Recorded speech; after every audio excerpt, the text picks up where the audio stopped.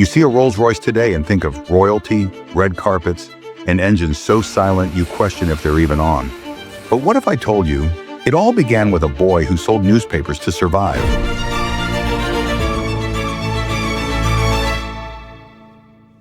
It starts in 1863 in the village of England. A boy named Henry Royce was born into modest circumstances. His father owned a flour mill, but when the business collapsed, the family was thrown into poverty. By the age of 9, Royce had lost his father, and with no money left, he began selling newspapers and telegrams on the street just to keep the household afloat.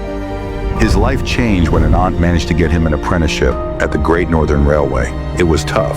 Royce spent 3 years working long hours, cleaning engines, fixing parts, and learning the ropes. He spent his nights studying mathematics, mechanics, and electrical theory. By the time he was 17, he had become a trained and self-taught engineer. In his 20s, Royce joined Western Electric, but when the company ran into trouble, he didn't go job hunting. He made a bold move. With just 20 pounds in savings, he partnered with a friend, Ernest, and started his own company, F.H. Royce & Company. The business began by repairing electric devices and manufacturing components like dynamos and bulb holders. By the turn of the century, they were earning more than 20,000 pounds a year. But this didn't come without stress. Royce's health was deteriorating. His doctor recommended he get away from work, breathe fresh air, and rest. So Royce bought a French car to enjoy the countryside. Instead of relaxation, he found frustration. The car was noisy. It overheated often. Its brakes were unreliable. Royce took it apart, examined every component, and rebuilt it into a quieter, more efficient machine. He realized he could do much better, so he decided to build a car from scratch. In his workshop, Royce and a small team developed a 10-horsepower, 2-cylinder car. It was smooth, reliable, and incredibly quiet for the time. On April 1st, 1904, it finished a test drive of 50 kilometers without a single problem, and that's when Charles Rolls entered the story,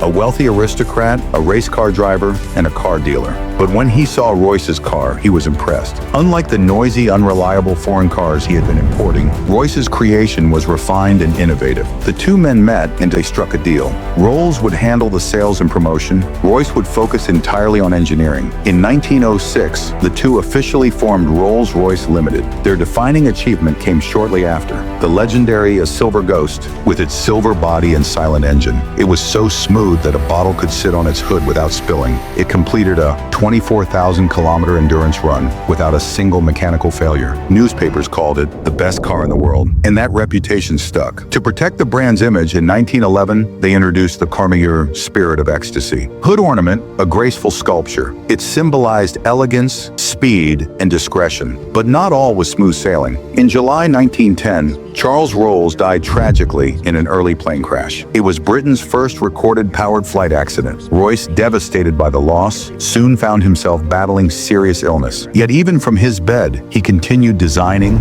sketching improvements, and directing his engineers. When World War I began in 1914, demand for civilian cars dropped rapidly. The company adapted by building armored vehicles and developing aero engines for Britain's growing Air Force. Their first engine, the Eagle, powered military aircraft throughout the war. This shift not only saved the company, it marked the birth of Rolls-Royce as an aviation giant. In the years between the wars, they returned to luxury motoring. The release of the Sir Phantom series elevated Rolls-Royce to new heights. Each car was not just a vehicle, but a piece of art, customized by world-renowned coach builders. In 1931, the company acquired Bentley Motors, merging British racing prestige with engineering perfection. Sadly, Henry Royce wouldn't live to see much of his business. He passed away in 1933. Yet hours before his death, he was still designing, still improving. Rolls-Royce once again became vital to Britain's war effort. Their engines powered legendary aircrafts. These engines played a crucial role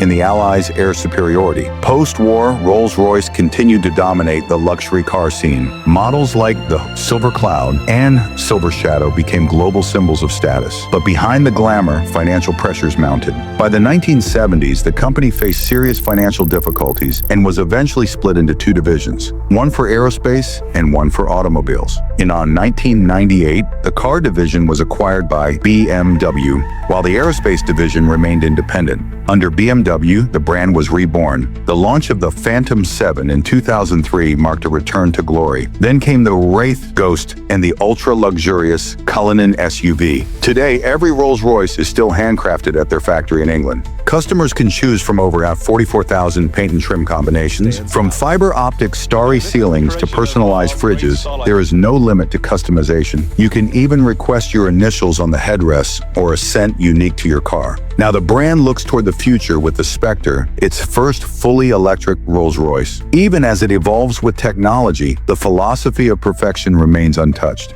If you want to see more like videos, click here. If you want more stories like this, hit subscribe and join the ride.